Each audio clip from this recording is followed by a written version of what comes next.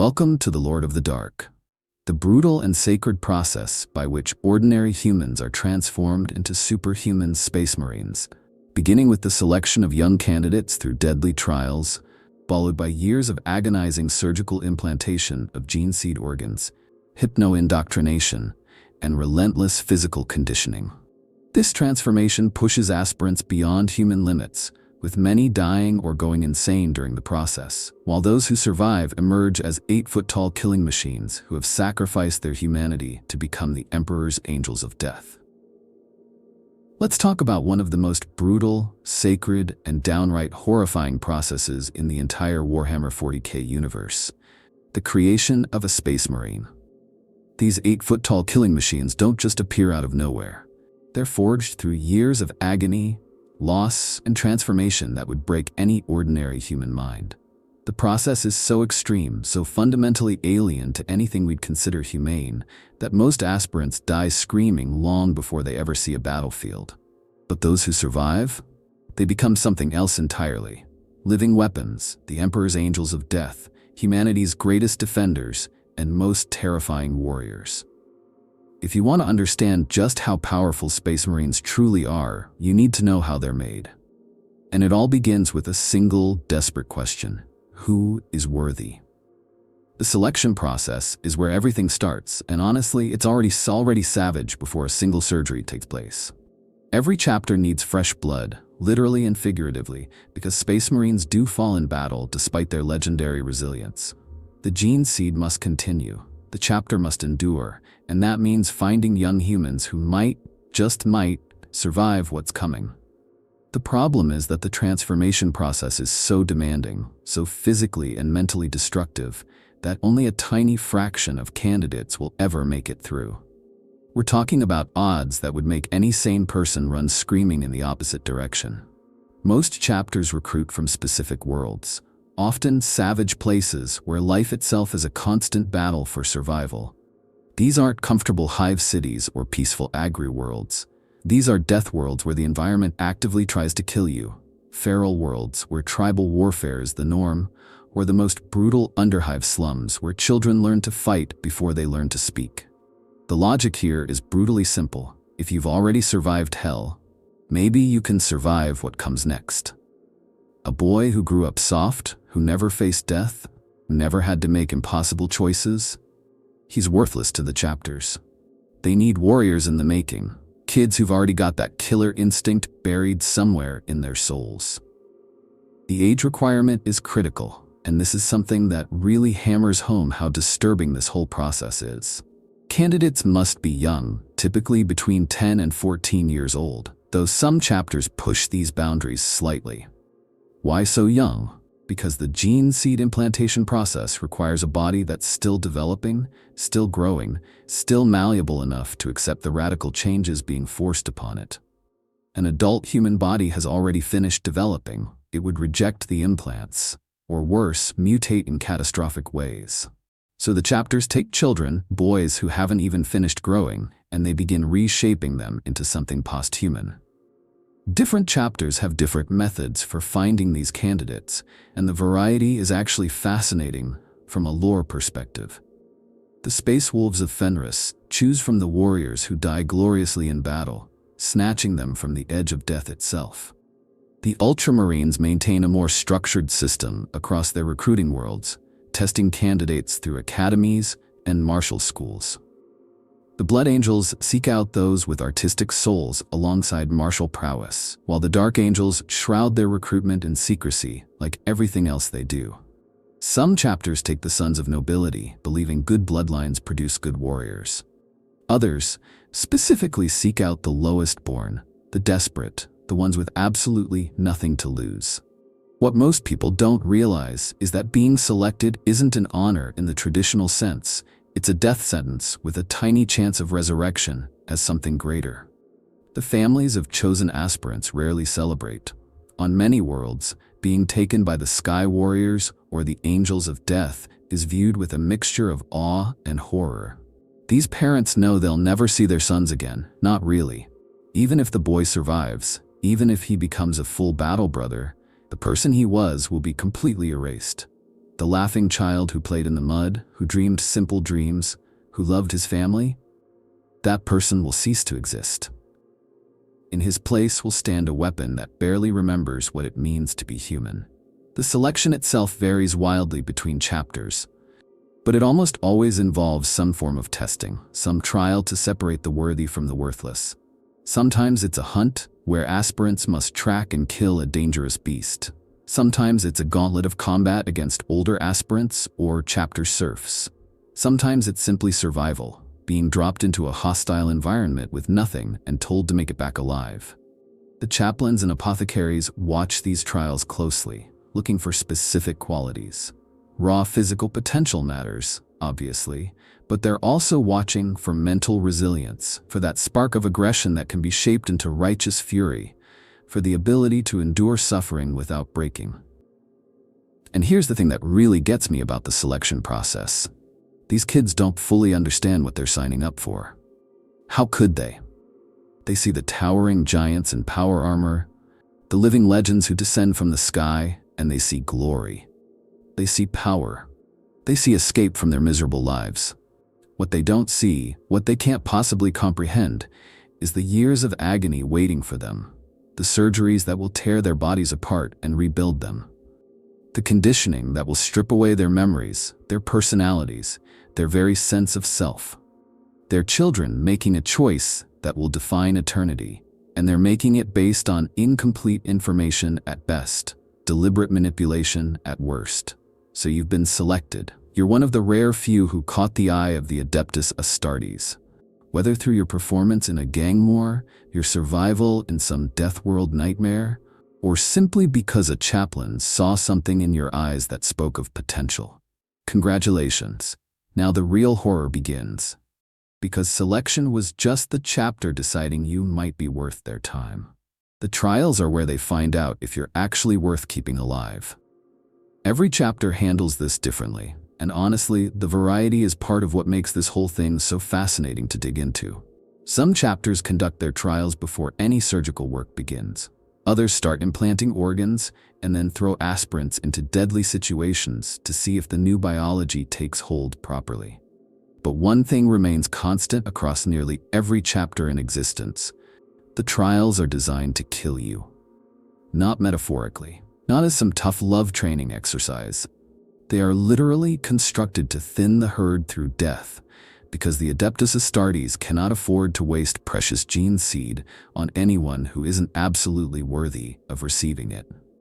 Think about what that means for a moment. These are children and young teenagers we're talking about. Boys who might have been playing in the streets of some hive city just months ago, or hunting small game on a feudal world, or scrapping for survival in an underhive gang.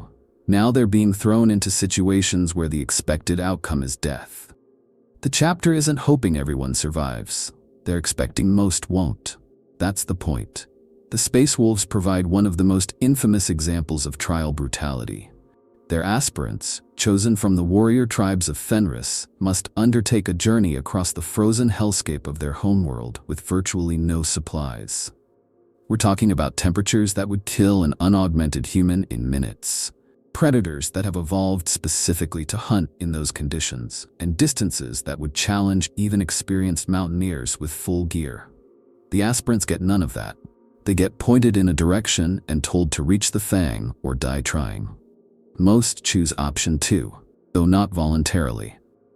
Their bodies are found frozen solid, torn apart by Fenrisian wolves, or simply never found at all, swallowed by the endless ice. The ones who make it? They've already proven something fundamental about their will to survive. But Fenris is just one flavor of nightmare. The Ultramarines, often considered the most codex-compliant and standard chapter, conduct trials on Macragge that are no less deadly despite the world's relative civilization.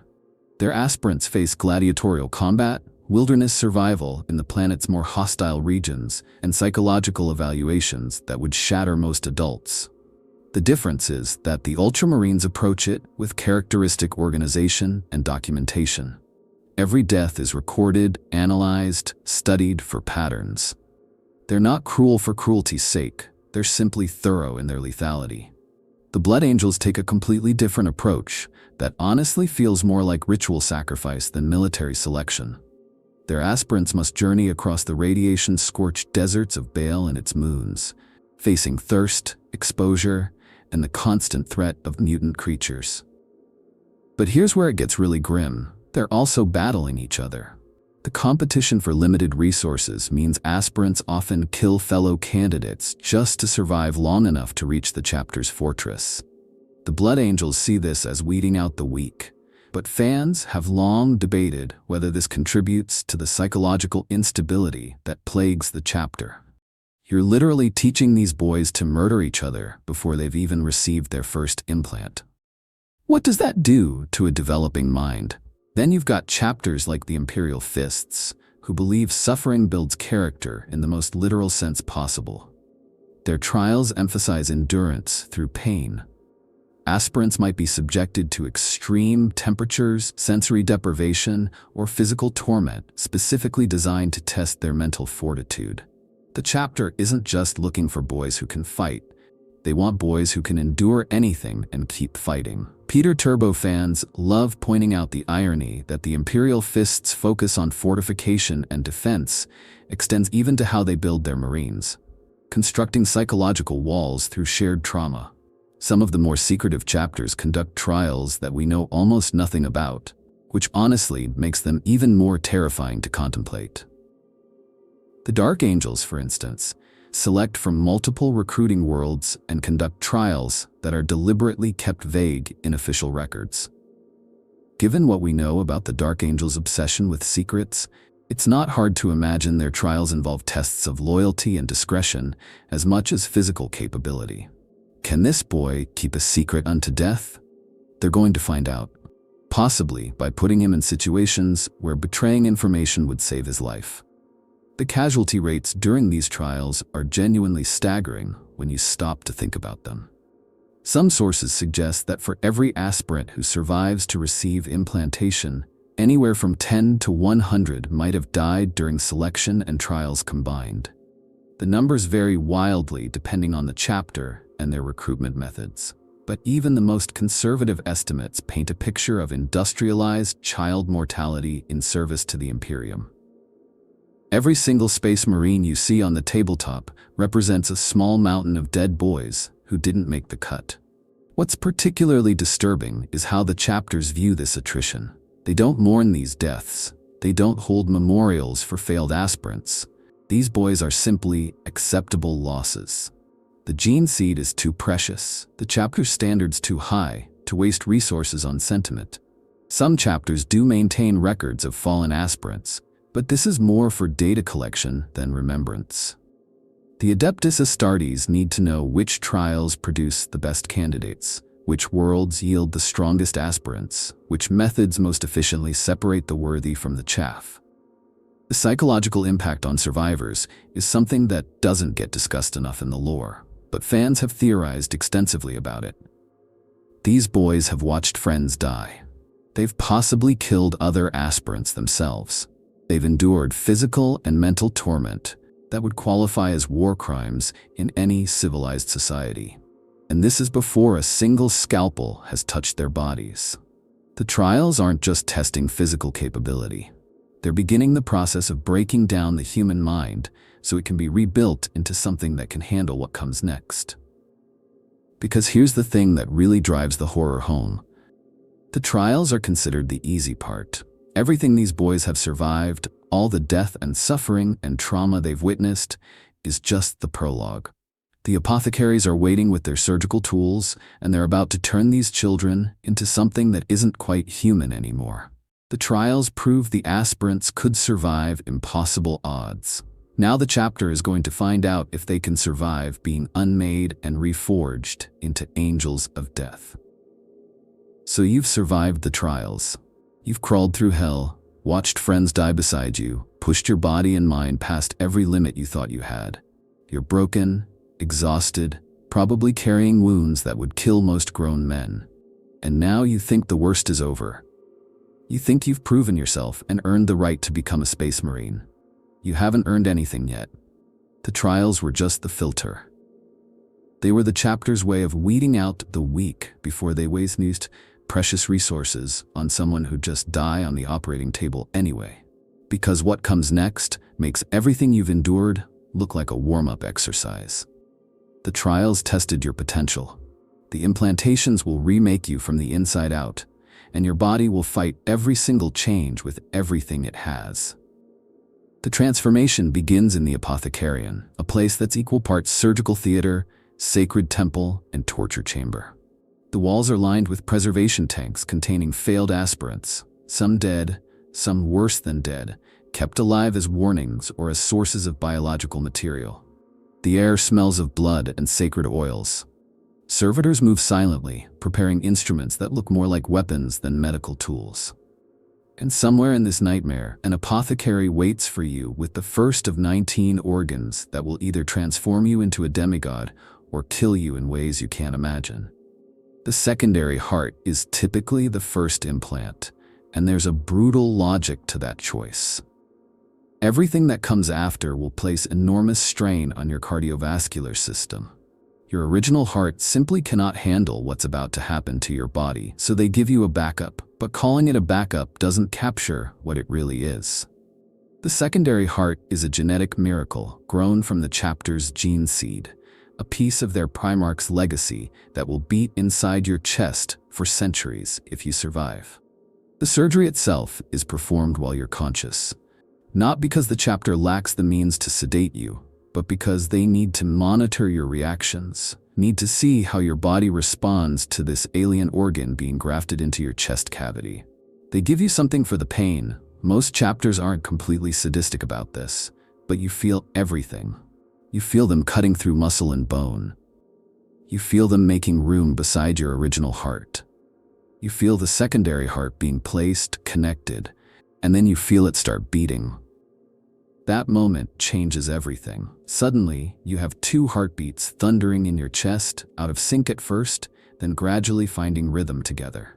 Your blood pressure spikes, your vision blurs. Some aspirants' bodies reject the implant immediately. Their immune systems attack it as the foreign object it technically is, and they die right there on the table, hearts literally fighting each other.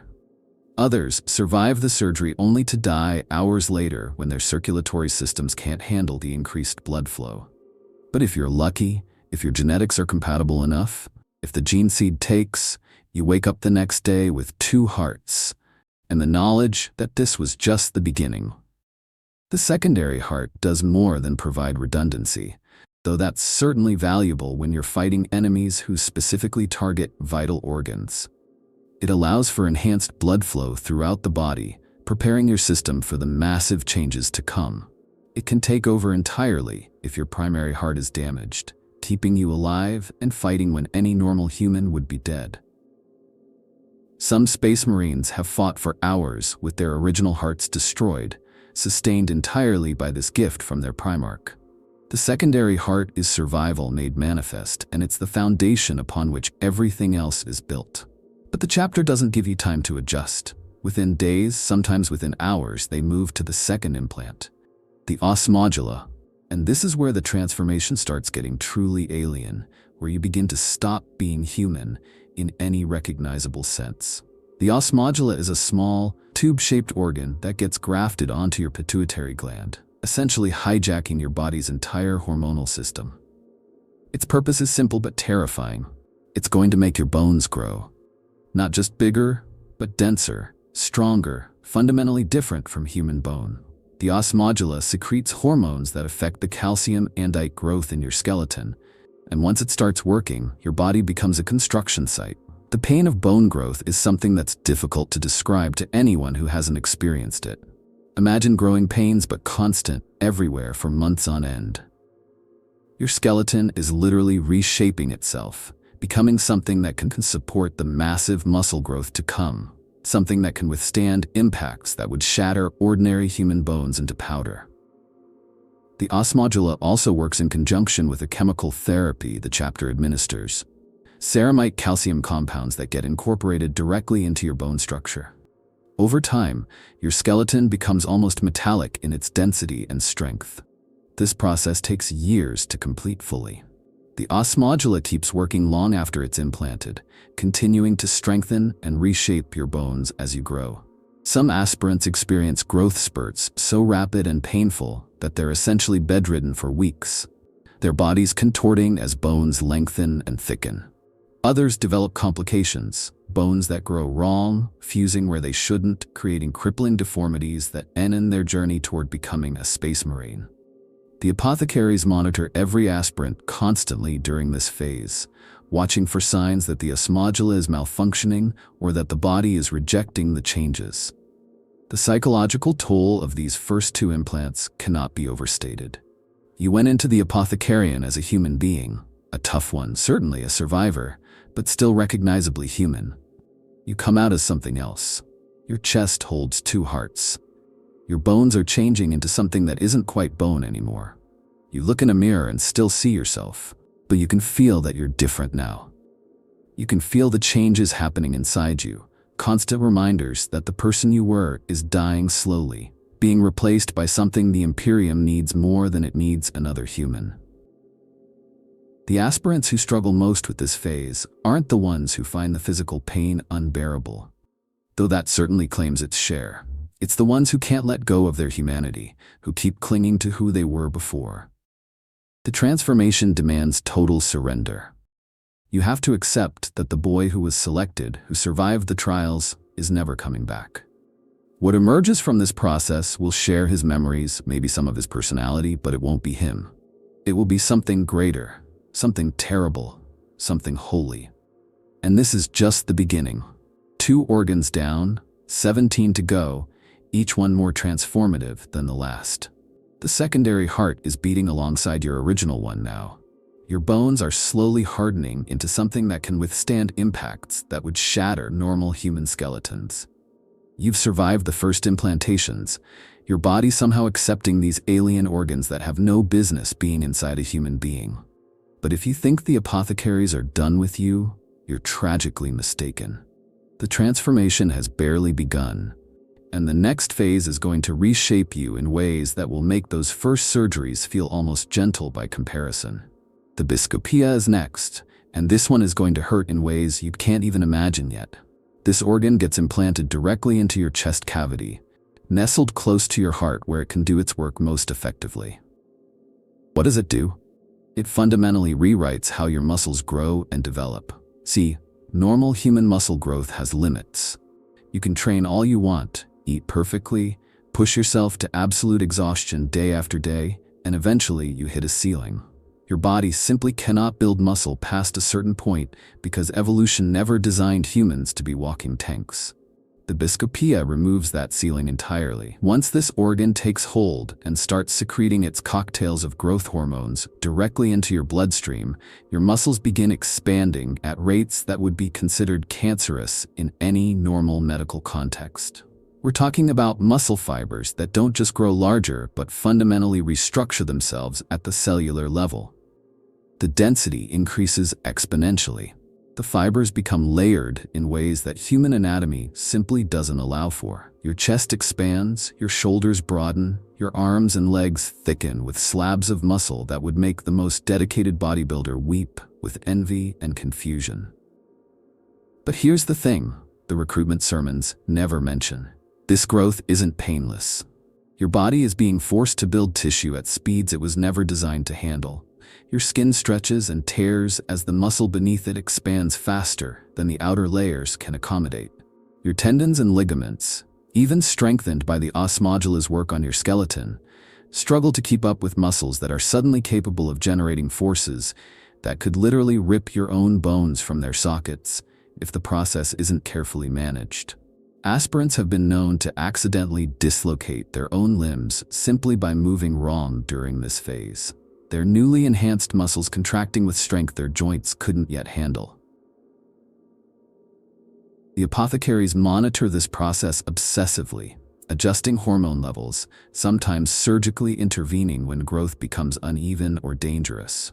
Some aspirants' bodies react too aggressively to the biscopia, their muscles growing so fast and so dense that they actually begin to crush their own internal organs. Others experience asymmetric growth, one arm becoming significantly stronger than the other, which might sound like a minor inconvenience until you realize that a Space Marine's punch can crater ceramite, and an unbalanced warrior is a dead warrior on the battlefield. And while you're dealing with all of this, while your body is tearing itself apart and rebuilding itself into something that barely resembles the boy who started this journey, they implant the hemastomen. This organ goes right into your main circulatory system, essentially hijacking your blood production and completely overhauling how your cardiovascular system functions. If the Biscopea is rebuilding your muscles, the hemastomen is upgrading the engine that powers them. Normal human blood is remarkable stuff. Don't get me wrong. It carries oxygen, fights infection, clots wounds, and does 1,000 other jobs that keep you alive. But it's also incredibly inefficient by Astartes standards. The hemastomen changes everything about how your blood works. It becomes thicker, richer, capable of carrying far more oxygen per cell than anything human biology could produce naturally.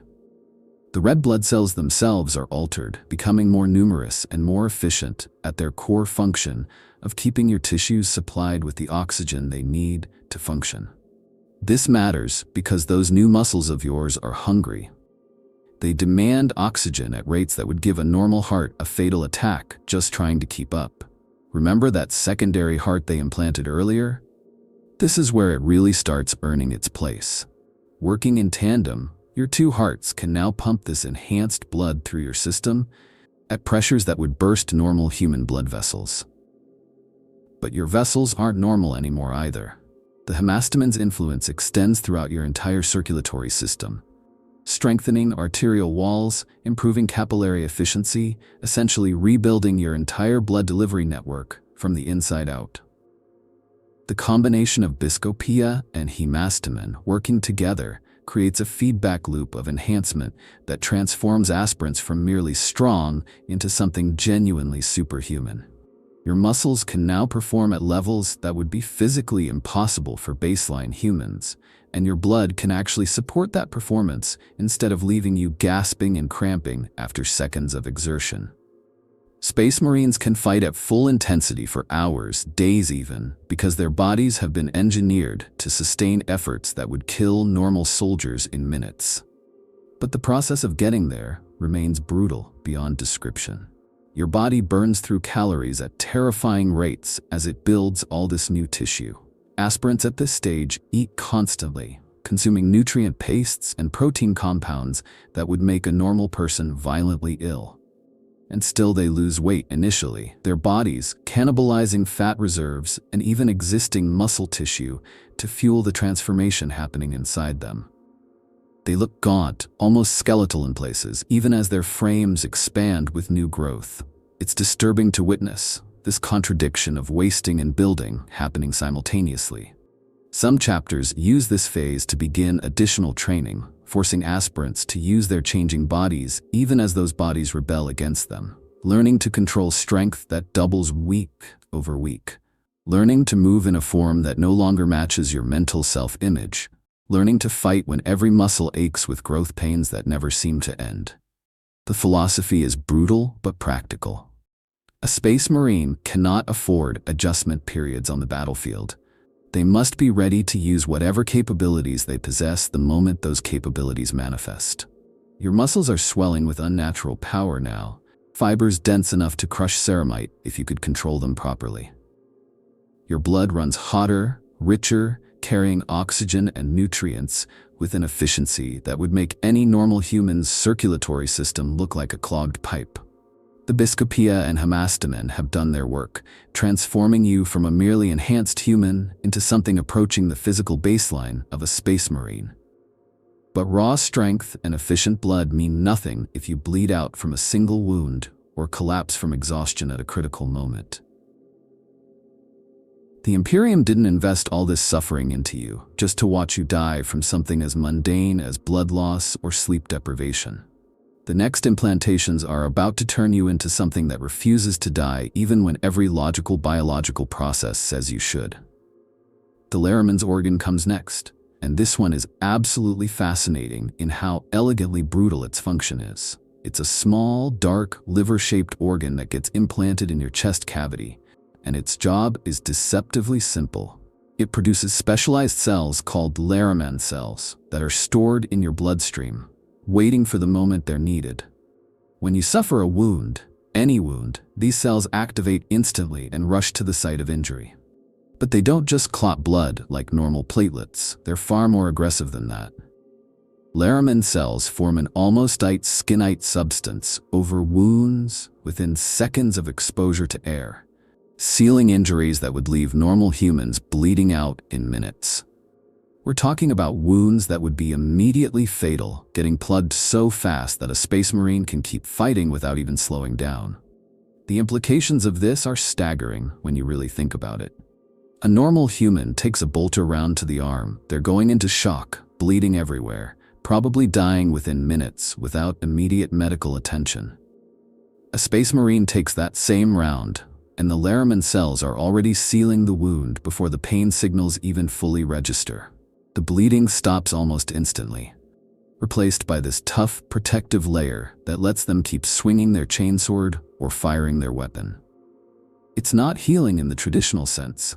The wound is still there, the damage is still done, but it's contained, neutralized as an immediate threat. The Marine can worry about proper medical treatment after the battle is won, assuming they survive everything else trying to kill them. But here's where it gets really interesting from a fan theory perspective.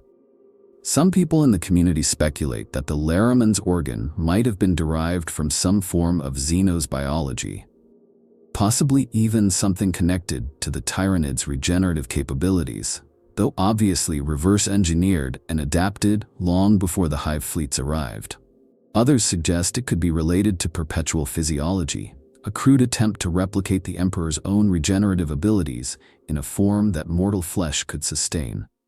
Whatever its origins, it represents one of the most practical and life-saving implants in the entire process.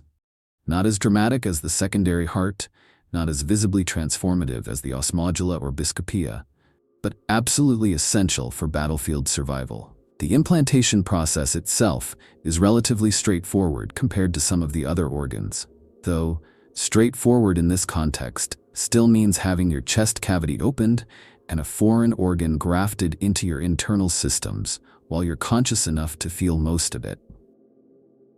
The Warhammer's organ needs to integrate with your circulatory system, establishing connections that allow it to constantly release cells into your bloodstream.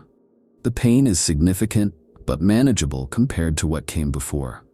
The real test comes in the weeks following implantation, as your body adjusts to having these aggressive clotting cells constantly present in your blood. Some aspirants experience complications where the cells activate inappropriately, forming clots in dangerous locations.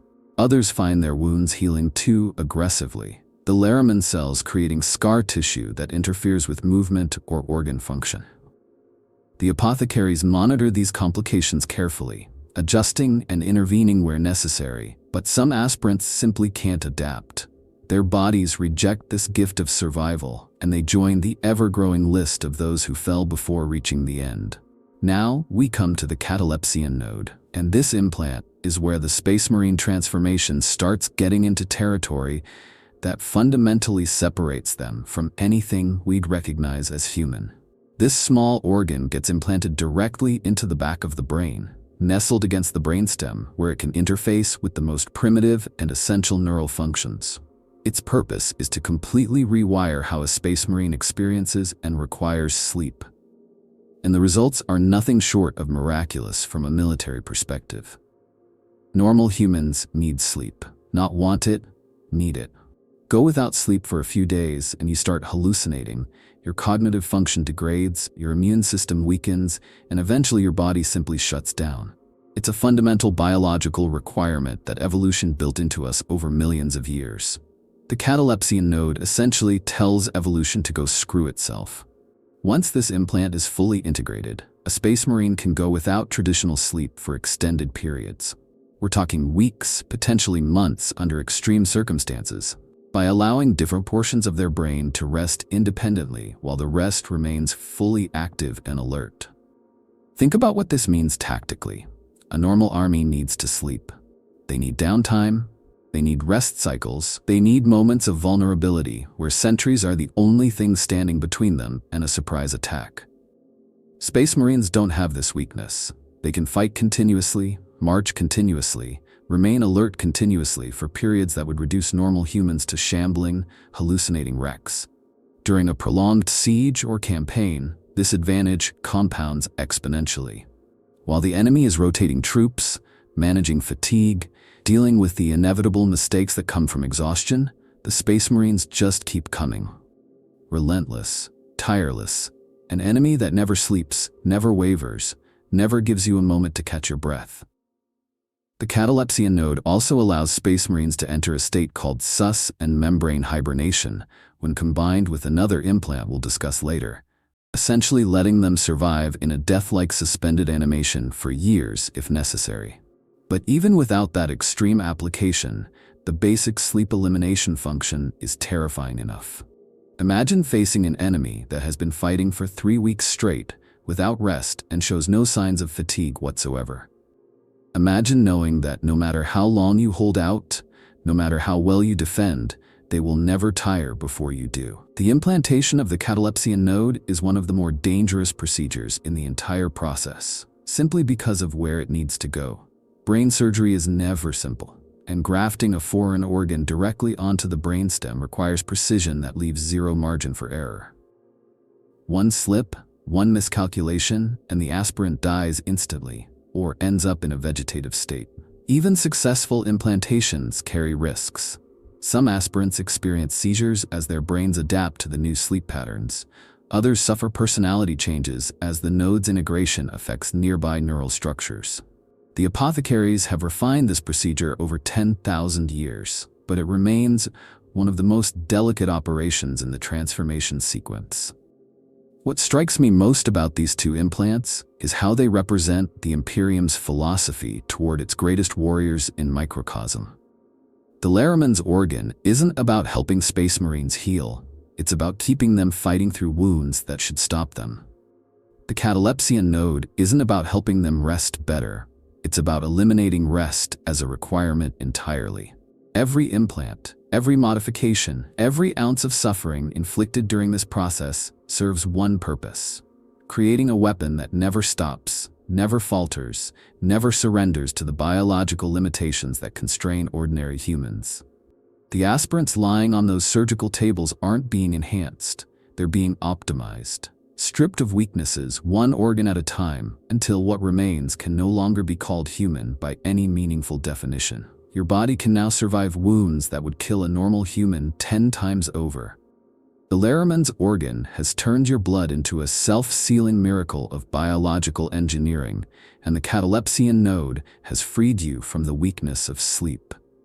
You're becoming something that can endure the unthinkable, fight through injuries that would leave ordinary soldiers dead in seconds, and remain combat effective for weeks without rest.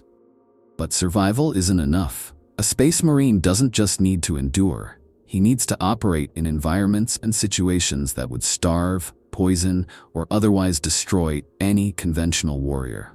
The next implantations are going to fundamentally alter how you process the world around you, turning your digestive system into something that would horrify any normal human and granting you an ability that borders on the supernatural. The preomnor is essentially a pre-stomach, and describing it that way makes it sound almost mundane. It's anything but. This organ sits before your original stomach and serves as a biological processing plant that can neutralize almost anything you consume. We're not talking about being able to eat slightly spoiled food without getting sick.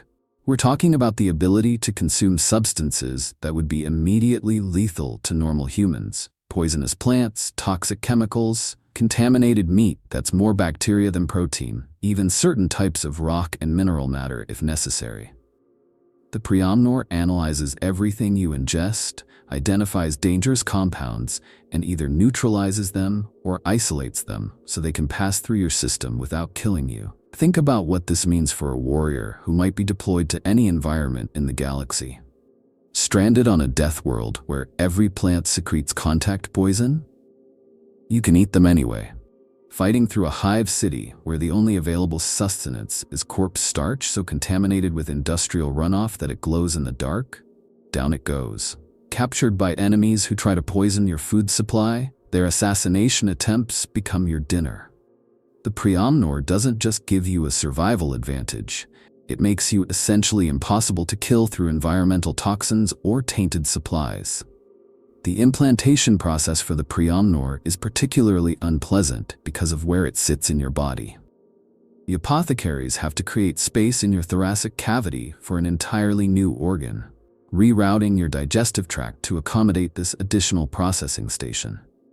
Your body tries to reject it, of course. Every nerve in your gut screams that something is fundamentally wrong, that there's a foreign object where nothing should exist. The chemical signals the Priamnor releases as it integrates with your system cause waves of nausea, cramping, and digestive distress that can last for weeks. Many aspirants spend this phase of their transformation unable to keep anything down, vomiting constantly as their bodies fight a losing battle against the implant. But that's just the beginning of this phase. Because while the Priamnor is settling into place and learning to protect you from external poisons, the apothecaries are preparing to give you something far stranger, the omophagia. And this organ is where the creation of a space marine starts to feel less like surgery and more like dark sorcery. The omophagia is sometimes called the remembrancer, and that name hints at its terrifying function. This organ allows a space marine to absorb genetic memories from consumed flesh. Read that again and let it sink in. By eating the flesh of another creature, animal, human, or otherwise, a space marine can absorb certain memories and experiences encoded in that flesh. It's not telepathy. It's not psychic communion. It's something arguably more disturbing, the ability to literally consume knowledge along with meat. The practical applications are staggering. A space marine who eats part of a defeated enemy can potentially absorb tactical information, knowledge of terrain, passwords, security codes, or other critical intelligence. Consume the brain matter of a fallen ally, and you might recover their final memories, learning how they died and what killed them. On a hostile world with unknown predators, eating local fauna can grant instinctive knowledge of the environment, revealing dangers and opportunities that would take conventional scouts months to discover. Fan communities have debated for years exactly how this ability works and what its limits are. The memories absorbed are fragmentary, impressionistic, more like flashes of experience than complete records. A space marine eating an enemy officer's flesh might get a sense of patrol routes and defensive positions, but probably won't absorb that officer's entire tactical education. The process is also unpredictable. Sometimes you get exactly the information you need. Sometimes you get meaningless sensory fragments. Sometimes you get memories so traumatic or alien that they cause psychological damage. The omophagia's implantation is particularly disturbing because of how the organ integrates with your nervous system. It has to connect to both your digestive tract and your brain, creating a pathway for genetic information to be translated into accessible memory. The surgery is delicate and dangerous, with a significant failure rate. If the connections aren't made properly, an aspirant might end up with an omophagia that functions physically but doesn't actually transmit absorbed memories. Or worse, one that transmits garbled, maddening fragments that slowly erode sanity. You can now eat almost anything and extract nutrition from it. You can consume the flesh of your enemies and absorb fragments of their memories, their knowledge, their dying thoughts. The Priamnor and omophagia have transformed your digestive system into something that belongs more to a predatory alien than a human being.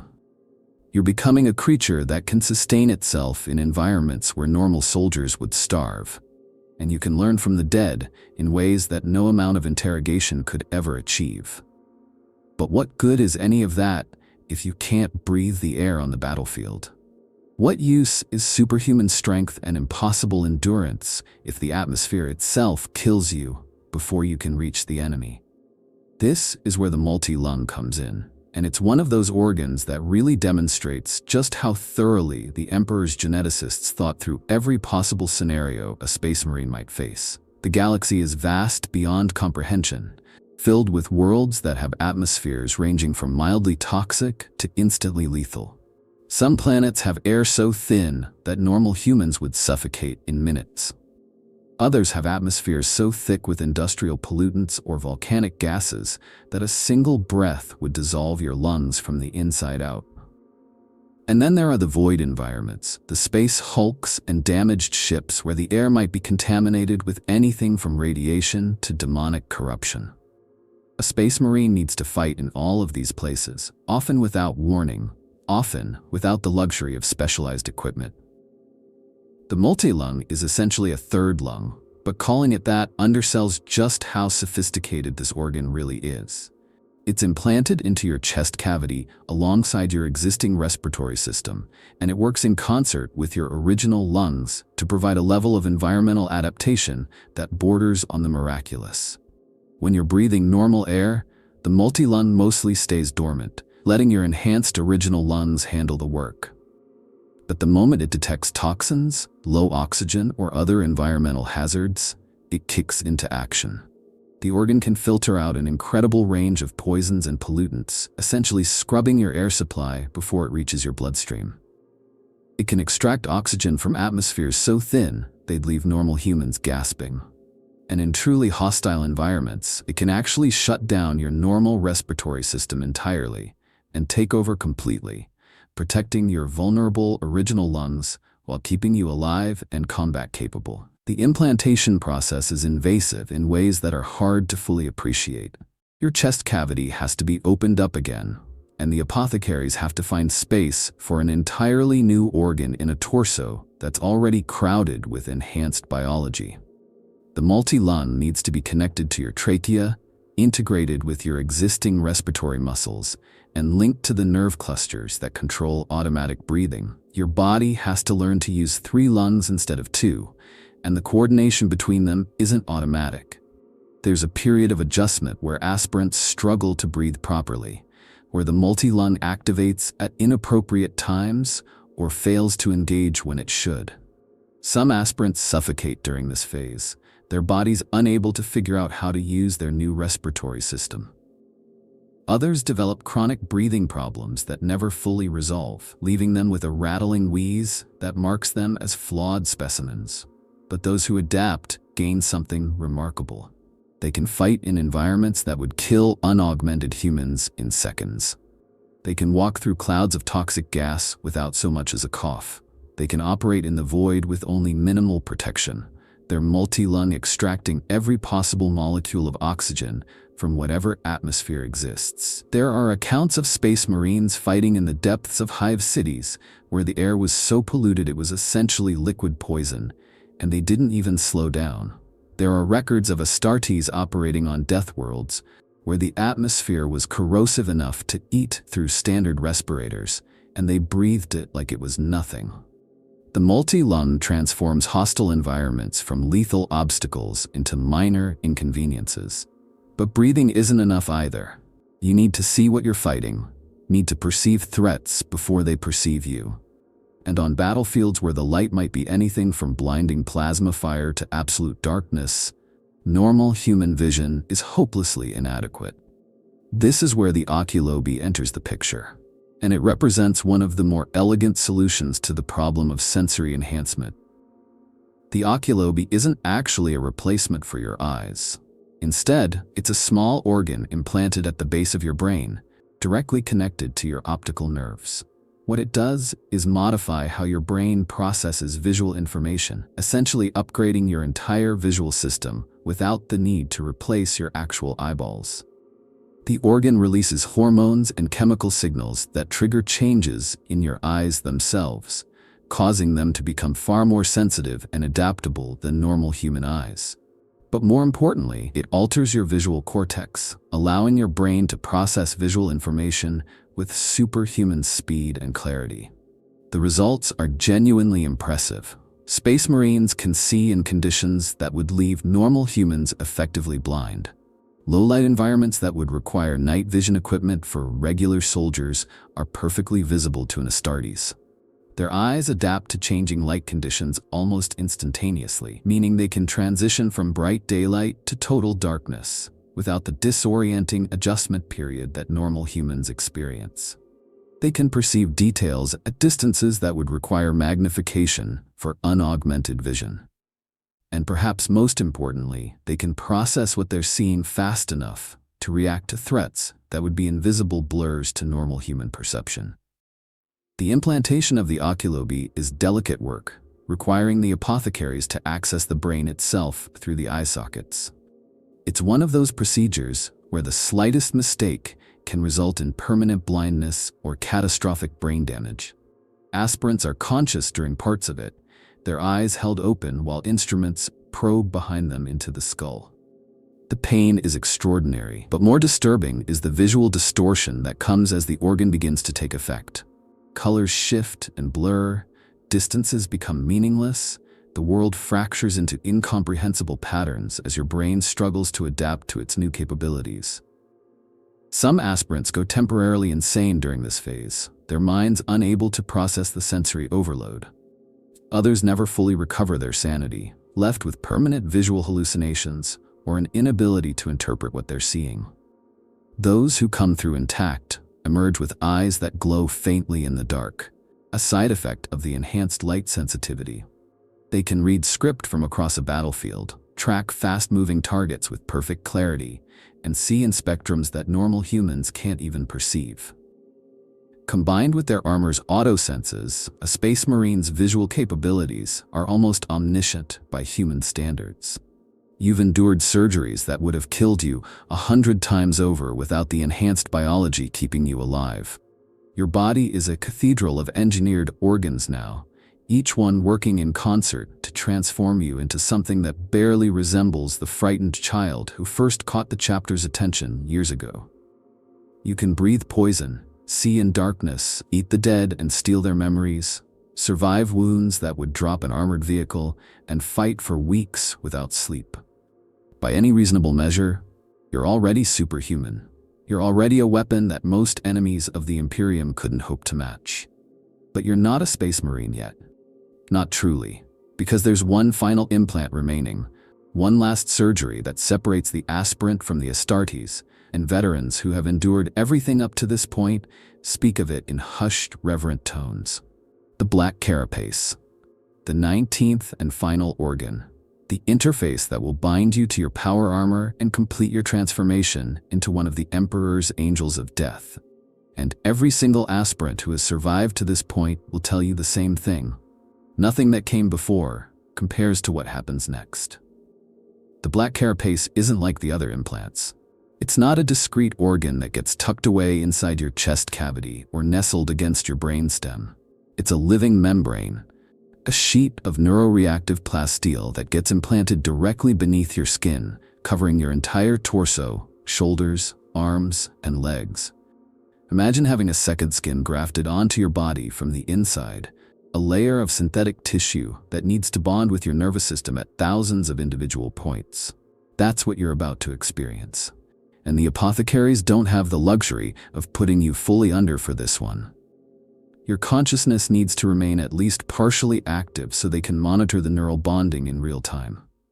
The surgery takes hours, sometimes days, depending on the chapter's methods and the individual aspirant's biology. The apothecaries work in shifts, carefully implanting sections of the carapace and then waiting to ensure proper integration before moving on. They're essentially rewiring your entire nervous system, creating thousands of new neural pathways between your brain and this alien membrane living beneath your skin. Every single connection has to be tested, verified, and calibrated, and you feel every single one of them being made. The pain isn't like the bone-deep agony of the osmodula or the burning fever of the hemastomen. It's sharper, more precise, more personal. It's the sensation of your own nervous system being hijacked, a foreign signal suddenly screaming through pathways that were never meant to carry them. Your body doesn't know how to process what's happening to it. Your brain receives input from thousands of new sensory points that didn't exist before, and it has absolutely no frame of reference for interpreting that information. Many aspirants describe the experience as feeling like their skin is being turned inside out while simultaneously being set on fire and frozen solid. Others say it's like having every nerve ending in your body activated at once and then having the signals scrambled into white noise. Some aspirants go insane during the black carapace implantation. Not from the pain itself, though that would be enough to break most humans, but from the sheer sensory overload of suddenly having an entirely new layer of perception grafted onto their consciousness. The human brain evolved to process a specific range of inputs: sight, sound, touch, taste, smell. It was never designed to suddenly accommodate thousands of new neural connections, feeding it information about pressure points, temperature gradients, and bioelectric currents across an artificial membrane. Some minds simply can't adapt. They fragment under the strain, leaving the aspirant a twitching, screaming wreck who will never recover enough to complete their transformation. But for those who endure, who somehow hold their sanity together through hours of surgical precision and neural recalibration, something miraculous begins to happen. The black carapace starts to integrate. The foreign signals begin to make sense. The membrane becomes not an invader in your body, but an extension of it. You start to feel the carapace the same way you feel your own skin, as a natural, organic part of yourself that was always meant to be there. And that's when you understand what all of this was for. The black carapace exists for one purpose: to interface with power armor. Those hard points you can now feel beneath your skin, those neural connectors that caused you so much agony during implantation, they're designed to link directly with the systems of Mark 7th Aquila armor or whatever variant your chapter uses. When you finally don your armor for the first time, those connection points will slot into corresponding ports in the suit's interior. The armor won't just be something you wear. It will become part of you. An extension of your own body that responds to your thoughts with the same immediacy as your own limbs. This is what separates a Space Marine from every other enhanced warrior in the galaxy. A normal human in power armor is wearing a machine. They're operating it through manual controls, haptic feedback systems, crude interfaces that introduce lag and imprecision between thought and action. But a Space Marine with a properly integrated black carapace doesn't operate their armor at all. They inhabit it. The armor's sensors feed directly into their nervous system, giving them perfect spatial awareness of every surface, every joint, every system. They can feel the armor's damage the same way they'd feel a wound on their own flesh. They can move in it with the same natural grace they'd have while naked, despite the suit weighing hundreds of kilograms. The first time you don power armor after your black carapace has fully integrated, they say it feels like coming home. Like you've spent your entire life missing a part of yourself that you didn't even know was absent, and now it's finally been restored. The armor responds to your thoughts before you're even consciously aware of giving commands. You move and it moves with you, perfectly synchronized. The servos and fiber bundles amplifying your already superhuman strength to levels that can tear through tank armor. You're not wearing a weapon. You've become one, a seamless fusion of flesh and ceramite that represents the absolute pinnacle of human warfare technology. But the integration isn't instant or automatic. It takes months of practice, of learning to interpret the new sensory data, of training your enhanced brain to process the armor's feedback alongside your biological senses. The apothecaries and tech marines work with you constantly during this period, calibrating the connections, adjusting the neural pathways, ensuring that the bond between warrior and wargear is as perfect as it can possibly be. Some aspirants take to it naturally, their minds adapting to the new reality with almost disturbing ease. Others struggle, their consciousness fighting against the integration in ways that require additional conditioning to overcome. The black carapace also serves another purpose that the apothecaries don't always explain to aspirants beforehand. It monitors you. The membrane is laced with sensors that track your vital signs, your hormone levels, your neural activity. It reports this information to your armor's systems, which in turn can transmit it to your squad's apothecary or your chapter's command structure. You're never truly alone once the carapace is installed. Your body is always being watched, measured, analyzed.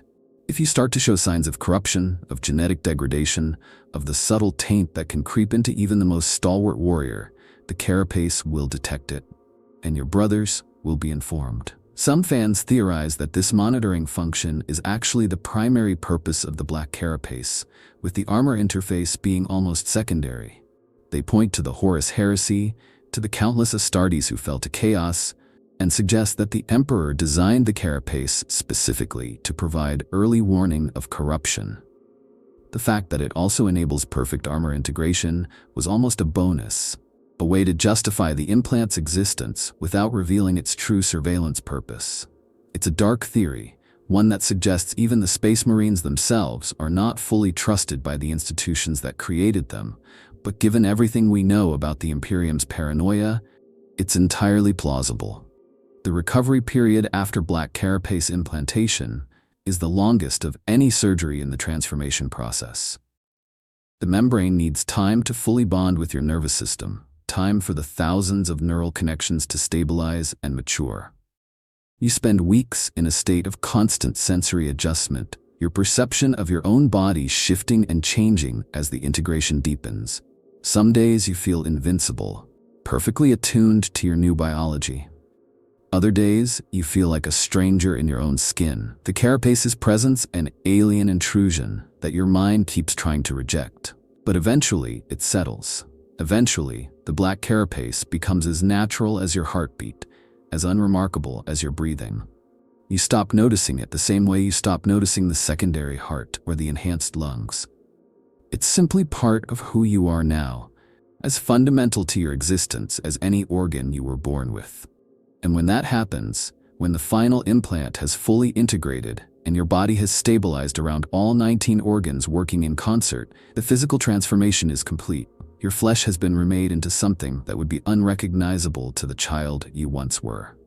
You stand 8 feet tall, wrapped in muscle dense enough to stop bullets, your skeleton reinforced to withstand impacts that would pulverize normal bone. You can survive in vacuum, breathe poison, eat the dead, and fight for weeks without rest. You are, by any biological measure, no longer human. But the apothecaries aren't done with you yet. Because a Space Marine isn't just a physical transformation. It's a mental one, a spiritual one, a complete reconstruction of everything you once were into something that can serve the Emperor without hesitation, without doubt, without the weaknesses that plague ordinary humanity. Your body is ready. Now they need to ensure your mind can match it. Your body is complete now. Every organ has been implanted, every surgical nightmare endured, every biological transformation achieved. The Black Carapace lies beneath your skin like a second skeleton, waiting to interface with the sacred armor that will become your second skin for the next several centuries of endless war. Physically, you are a Space Marine.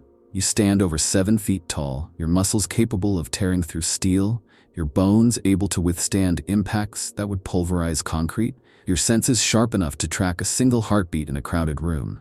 You are, by any measure, a superhuman weapon. But you are not yet complete. Because a weapon without purpose is just a tool waiting to be misused. And the Imperium cannot afford to create superhuman killing machines that might turn that killing power in the wrong direction. Your body belongs to the chapter now, but your mind still carries the echoes of who you used to be. Somewhere in that enhanced skull, buried beneath all the pain and trauma and transformation, there are still memories of a life before this. A family, perhaps. A home. A name that wasn't the one the chapter gave you. Dreams that had nothing to do with war. Those memories are weaknesses.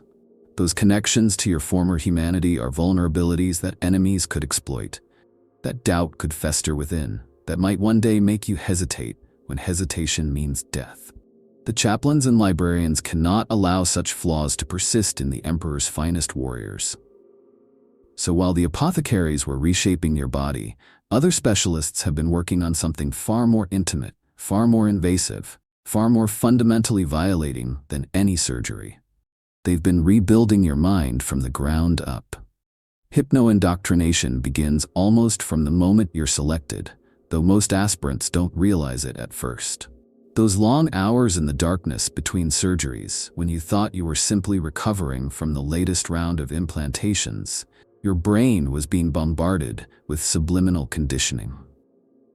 Neural programming delivered through audio frequencies you couldn't consciously hear. Visual patterns flashed too quickly for your eyes to register. Chemical compounds in your nutrient feeds that made your brain more susceptible to suggestion. Every moment of apparent rest was actually another session of mental reconstruction. The process varies between chapters, like everything else in Space Marine creation. Some chapters favor relatively gentle approaches, allowing aspirants to retain more of their original personalities while simply layering loyalty and combat doctrine on top. These Marines remember their former lives clearly, can speak of their families and homeworlds with something approaching fondness, and maintain individual quirks and preferences that make them recognizably distinct from their brothers. The Salamanders are famous for this approach, producing Marines who genuinely care about protecting civilians because they remember being civilians themselves. Other chapters are far more thorough in their mental reconstruction. The conditioning doesn't just add new loyalties, it actively suppresses or erases everything that came before. Marines from these chapters often cannot remember their birth names, their families, their homeworlds, anything from before their selection. Their earliest clear memories are of the trials, the pain, the chapter. Everything else is fog, fragments, dreams that fade upon waking. These Marines are arguably more reliable, their loyalty absolute because they have no competing attachments, but they've also lost something fundamental in the process. The hypno-conditioning itself happens in specialized chambers that most chapters guard as jealously as their gene seed vaults. The aspirant is restrained, not because they might try to escape, but because the process can trigger violent convulsions and connected to machinery that interfaces directly with their nervous system. Some chapters use ancient devices inherited from the Great Crusade, technology so sophisticated that even the tech priests don't fully understand how it works. Others rely on librarians who can reach directly into an aspirant's mind and reshape it with psychic precision. What follows is hours, sometimes days, of intensive mental programming. The aspirant's consciousness is essentially disassembled and rebuilt according to patterns established thousands of years ago. Combat doctrines are burned into neural pathways so deeply that tactical responses become instinctive. The chapter's history, its heroes, its traditions, its sacred duties, all of it is implanted as though the aspirant had personally witnessed 10,000 years of warfare. Loyalty to the Emperor becomes not just an intellectual commitment, but a fundamental aspect of identity, woven into the very structure of how the aspirant thinks. The mental conditioning also serves a more practical purpose. It helps the aspirant's psyche survive everything that's been done to their body. A normal human mind cannot cope with the kind of transformation Space Marines undergo. The constant pain, the alienation from your former species, the knowledge that you will never again be truly human. These realizations would drive most people insane. The hypno-conditioning provides psychological armor, reshaping how the aspirant processes these experiences so that they become sources of pride rather than trauma. This is where many aspirants finally break. Their bodies survived every surgery, accepted every implant, achieved every physical transformation required, but their minds cannot withstand the reconstruction. Some simply die, their brains shutting down rather than accepting the new programming. Others emerge changed in ways the chapter didn't intend, their personalities fractured or twisted by conditioning that didn't take properly. These failed aspirants are usually killed quietly, their gene seed harvested before whatever madness took root can spread. But those who emerge intact from hypno-indoctrination are fundamentally different beings from who they were before. They think differently, process emotions differently, relate to the universe around them in ways that no unaugmented human could truly understand. They are not emotionless, that's a common misconception, but their emotions have been channeled, focused, made to serve the chapter's purposes rather than their own. Rage becomes a weapon to be deployed in battle. Fear becomes a warning system rather than a paralytic. Love becomes brotherhood with their fellow Marines and devotion to the Emperor. The mental conditioning never truly ends, either.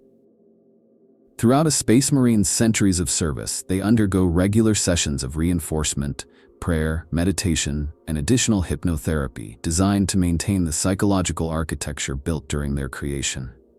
The chaplains monitor their brothers constantly, watching for signs of deviation, doubt, or corruption that might indicate the conditioning is failing. A Space Marine's mind requires maintenance, just like their armor and weapons. When you finally emerge from those conditioning chambers, you will remember your life before the chapter like a story someone told you once. Interesting, but ultimately irrelevant to who you are now. You will know your sacred duties, not as orders to be followed, but as fundamental truths about your existence. You will love your brothers with a depth of connection that makes mortal friendships seem shallow by comparison. And you will hate the enemies of mankind with a purity of loathing that no normal human could sustain without burning out. Your mind is no longer entirely your own, but then again, neither is your body. You gave up ownership of yourself the moment you were selected, you just didn't realize it until now. The mind scrubbing is complete. The hypno-indoctrination has burned away everything you once were, replacing memories of family and childhood and fear with combat doctrine, chapter history, and absolute loyalty to the Emperor. Your psyche has been dismantled and rebuilt into something that can process the horrors of the 41st millennium without breaking, something that can watch worlds burn and civilizations die and feel nothing but the cold satisfaction of duty fulfilled. The mental conditioning has transformed your consciousness as thoroughly as the surgeries transformed your flesh. And now, finally, after years of agony and transformation and death that somehow didn't quite kill you, you emerge. The process varies by chapter, but almost all of them mark this moment with sacred ceremony. You're not just receiving your armor and weapons, you're being reborn. The frightened child who was selected all those years ago is dead, truly dead, erased so completely that you couldn't remember his name even if you tried. The aspirant who survived the trials, who endured the surgeries, who had his mind broken and rebuilt, he's gone too. What stands in their place is something new, something that has never existed before and will never exist again in quite the same way. You are a Space Marine, a battle brother of your chapter, one of the Emperor's angels of death. The first time you don the power armor, it's like nothing you could have possibly imagined. The black carapace interfaces with the armor's systems through the neural plugs in your spine and the connection points across your torso. And suddenly the ceramite isn't just metal surrounding you. It's part of you. You feel the armor's reactor humming in your chest like a third heart. You sense the auto-senses feeding data directly into your consciousness. The armor's strength becomes your strength. Its protection becomes your skin. Its weapons become extensions of your will. Most humans who try to wear power armor move like they're trapped in a metal coffin, clumsy and slow and fighting against the weight with every step. You move like the armor isn't even there. Better than that, you move like you've gained a body that finally matches what you've become inside. The ceramite flows with your movements, responding to neural impulses faster than conscious thought. When you close your gauntleted fist, you feel the pressure as if the ceramite fingers were your own flesh. This is what the black carapace was for. This is why they saved the most painful implant for last. Because without it, you'd just be a superhuman in a metal suit. With it, you and the armor are one being. A walking tank that moves with the grace of a dancer and the precision of a surgeon. The weapons feel right in your hands in a way that nothing has ever felt right before. The bolter's weight is perfect, balanced for your enhanced strength and reflexes. When you sight down the barrel, the armor's auto-senses feed targeting data directly into your consciousness, painting the world in tactical overlays that would overwhelm a normal human mind. You don't aim so much as you designate targets and let your enhanced reflexes and armor systems handle the rest. And the killing. The first time you take a life as a fully transformed Space Marine, it's almost anticlimactic. All those years of training, all those surgeries, all that conditioning, and when the moment comes, it's just efficient. Clean. Your body knows exactly what to do. Every movement drilled into muscle memory so deep that conscious thought would only slow you down. The enemy dies, and you feel nothing but the quiet satisfaction of a task completed. The emotional dampening works exactly as intended. This is what you've become. A weapon that walks like a man, thinks like a soldier, and kills like a force of nature. But here's the thing that the recruitment sermons never mention: the truth that lies beneath all the glory and honor and sacred duty. You've paid for this transformation with everything you ever were. Your family is gone, not dead necessarily, but erased from your memory so completely that you wouldn't recognize them if they stood before you. Your childhood, your dreams, your fears, your capacity for love and joy, and all the small pleasures that make human life bearable, all of it has been surgically removed and replaced with war. You will never know peace. The mental conditioning ensures that you can't even conceptualize a life without battle, can't imagine laying down your weapons and simply existing. You will fight until you die, and given your enhanced biology, that might not happen for several centuries.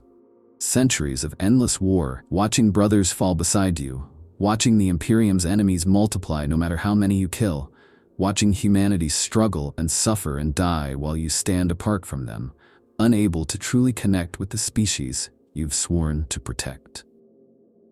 The transformation success rate varies wildly by chapter and by the quality of their gene seed, but even the most optimistic estimates suggest that fewer than half of all aspirants survive to become full battle brothers.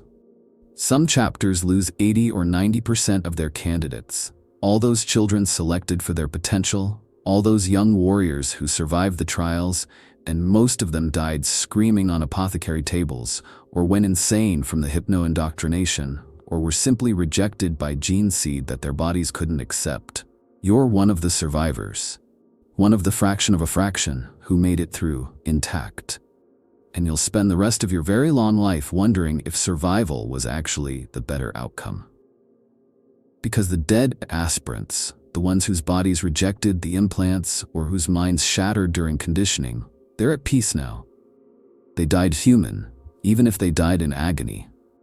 They never had to feel what it's like to stand among ordinary people and realize that you can no longer understand their hopes and fears, that their concerns seem impossibly small and distant, that you've become something so far removed from humanity that you might as well be a different species. The Adeptus Astartes call themselves the Emperor's Angels of Death, and there's a dark poetry in that name. Angels are beings of terrible power and alien beauty, creatures that mortals can barely comprehend. They serve a higher purpose, divorced from human concerns, existing only to enact divine will. And death is what they bring, not just to the Emperor's enemies, but to their own humanity. Every space marine is a sacrifice, a child's potential traded for a weapon's certainty, a human soul burned away to fuel a killing machine. The Imperium needs these sacrifices, desperately, because without the Adeptus Astartes, the enemies of mankind would have overwhelmed humanity millennia ago. But that necessity doesn't make the cost any less horrifying. When you finally march to war for the first time, bolter in hand and battle brothers at your side, you'll feel something that might be pride if you could still fully experience that emotion. You are one of the Emperor's chosen, a defender of humanity, a warrior whose name might echo through the millennia if you serve with sufficient distinction. You are everything the Imperium needs you to be. And you are no longer human in any way that matters. The emergence is complete. The transformation is finished. From dying aspirant to angel of death, you have become what the Emperor requires. Now there is only war, stretching out before you in an endless crimson tide, and you will stride through it like the weapon you were always meant to be.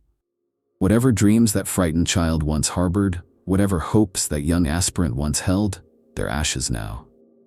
All that remains is duty, honor, and the eternal hunt for enemies worthy of your wrath. Welcome to the Adeptus Astartes, brother. Your service has only just begun, and it will only end when you finally find something capable of killing you. If you enjoyed learning about the brutal transformation that creates the Emperor's Angels of Death, consider subscribing to the channel for more deep dives into the darkest corners of the Warhammer 40k universe.